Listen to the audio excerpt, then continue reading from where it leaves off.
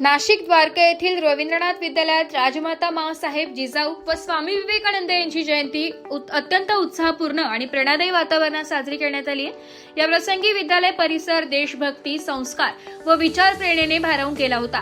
कार्यक्रमाच्या अध्यक्षस्थानी संस्थेचे अध्यक्ष ॲडव्होकेट मनोज पिंगळ उपस्थित होते। व्यासपीठावर संस्थेचे उपाध्यक्ष श्री वसंत राऊत, सेक्रेटरी वासंतीताई गटणे, संचालिका मृणाल पाठक, संचालक श्री हरी काशीकर, शाळेच्या मुख्याध्यापिका डॉक्टर सौ वर्षा देशमुख मॅडम, पर्यवेक्षक श्री राजेश मालवी तसेच इतर मान्यवर उपस्थित होते। कार्यक्रमाची सुरुवात प्रतिमा पूजनाने करण्यात आली।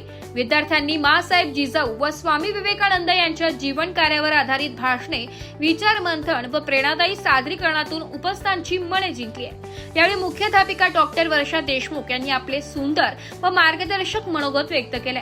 त्यांनी माँसाहेब जिजाऊंच्या संस्कारशील मातृत्वाचा आणि स्वामी विवेकानंदांच्या तेजस्वी विचारांचा उल्लेख करत विद्यार्थ्यांना आपल्या भावी जीवनात शिस्त, कर्तव्यनिष्ठा, आत्मविश्वास व राष्ट्रसेवेचे मूल्य अंगीकारण्याचा संदेश दिलाय। विद्यार्थी दशेतच उच्च विचार, सदाचार व परिश्रमाची सवय लावण्यास यश नक्की मिळते असे त्यांनी नमूद केले। मान्यवरांच्या प्रेरणादायी मार्गदर्शनामुळे विद्यार्थ्यांमध्ये नवी ऊर्जा व उत्साह संचारलाय। कार्यक्रम यशस्वीरित्या पार पाडल्याबद्दल उपस्थित आयोजकांचे कौतुक केले। कार्यक्रमात सूत्रसंचालन कला शिक्षिका प्रियंका बर्वे मॅडम यांनी केले। दुश्मन की जंजीरों में राज बता दो कितना पानी है भारत के वीरों में, बड़ी शत्रु की फौज द्वार पर राष्ट्र में ललकार रही।